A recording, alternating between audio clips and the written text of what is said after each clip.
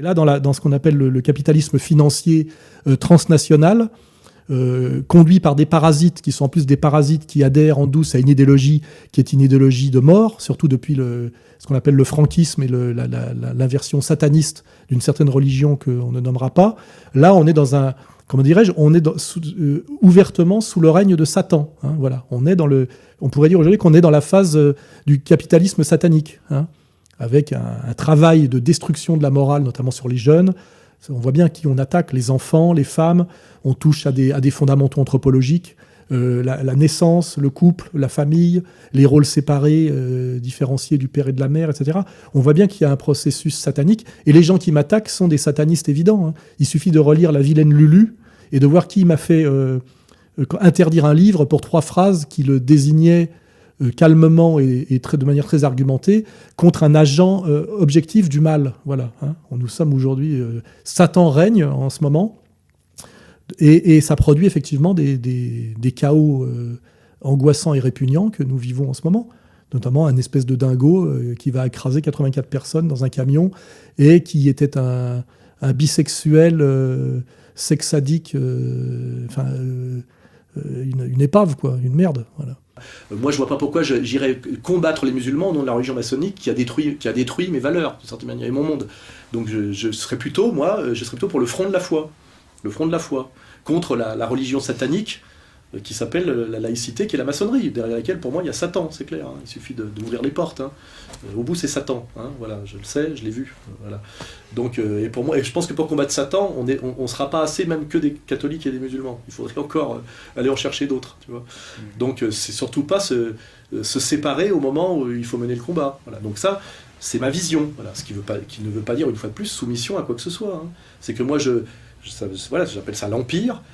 L'Empire, il est là, il est tout puissant. Je ne vais pas vous demander combien il y a de ministres musulmans en France, combien de recteurs d'université en France, combien de patrons de journaux en France, combien de patrons de télé en France. 0 musulmans, il n'y a pas.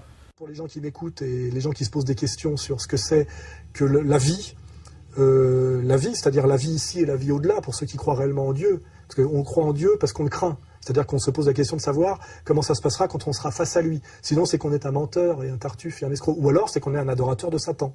Hein. Et là, ça peut expliquer BHL, Attali, etc., etc. C'est-à-dire que leur Dieu n'est pas le nôtre. Hein. Voilà, c'est le Dajjal, quoi. Hein, voilà. De ce qui me paraît effectivement la question centrale là-dedans, le mal, et plus précisément, parce que c'est pas le mal, c'est le diable. Puisque Jésus lui dit, Jésus parle de Satan, il dit que Satan est entré en lui. Qu'est-ce que Satan? Ce sont les apôtres qui disent ça. Jésus ne le dit jamais. Bon, alors non, il dit l'un d'entre vous, l'un de vous est un démon. L'un de vous est un démon. Qu'est-ce que c'est que Satan? Et qu'est-ce que ça veut dire dans la configuration de l'époque? Qu'est-ce que ça veut dire pour un apôtre judéo-chrétien de cette époque-là? Satan, c'est Lucifer, Satan, c'est le porteur de lumière, Satan, c'est celui qui a donné aux hommes les arts et les lettres que Dieu avait tenus enfermés sous 7 sceaux, sous des sceaux. Et donc Satan, c'est d'une certaine manière l'intelligence, c'est la clairvoyance, c'est la pénétration, c'est tout ça Satan. Alors moi j'ai tendance à penser que le fait que Judas soit Satan, ça veut dire que dans ce groupe, dans cette cohorte d'apôtres, Judas était celui qui, de manière immanquable, était le plus à même de deviner, de reconnaître ce que Jésus annonçait en ce moment et de reconnaître le Fils de Dieu en Jésus. J'ai tendance à penser que ce message, qu'aucun des 11 autres... Grâce au diable, bon, bien alors entendu. vous admettez l'existence du diable. Ah, jamais l'existence du diable. Et comment? Bien sûr, jamais l'existence du diable. Mais je dis que le diable... On n'aura quand même pas perdu notre soirée complètement. Il reconnaît l'existence du diable. Pourquoi c'est pour vous j'ai tout important? Ah bon, ça me paraît essentiel. Pourquoi? Parce que c'est la face cachée de Dieu? Non, de Bernard-Henri. Ah bon? Oui.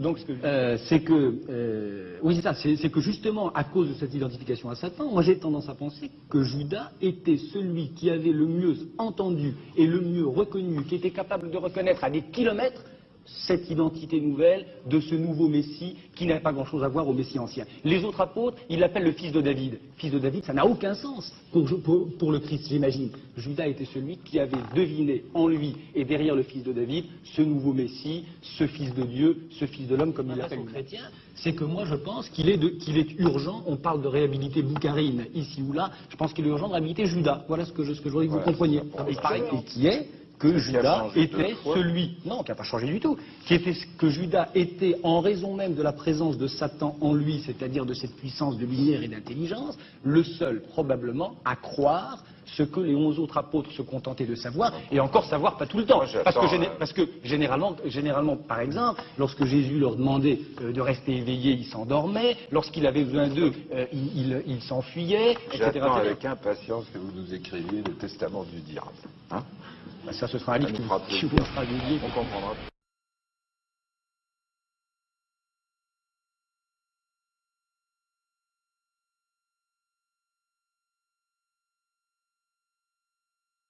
My next guest was used also in worshiping the devil, participated in human sacrifice rituals and cannibalism.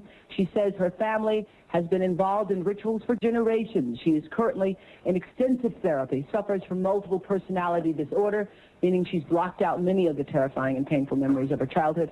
Meet Rachel, who is also in disguise to protect her identity. You come from generations of ritualistic abuse? Yes, my family has an extensive family tree, and they keep track of who's been involved and who hasn't been involved. And it's gone back to, like, 1700. And so you were... Right. I was born into a family that believes in this. And does everyone else think it's a nice Jewish family?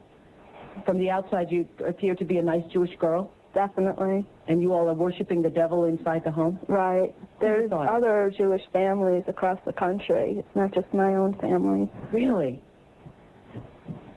And so who knows about it? Lots of people now. I talked to a police detective in the Chicago area, and several of my friends know, and I've spoke publicly before. And so when you were brought up in this kind of evilness, did you just think it was normal?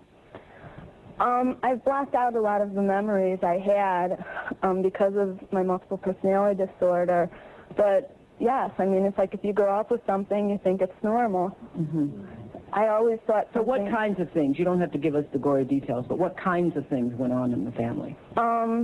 Well, there would be rituals in which babies would be sacrificed, and you would have to, you know... Whose babies? There were people who bred babies in our family. No one would know about it. A lot of people were overweight, so you couldn't tell if they were pregnant or not, or they would supposedly go away for a while and then come back. The other thing I want to point out, not all Jewish people sacrifice babies. I mean, No. it's not a very we kind of know thing. that. I just want to point that out. This is the first time I heard of any Jewish people sacrificing babies. But anyway, so yeah, you witnessed the sacrifice.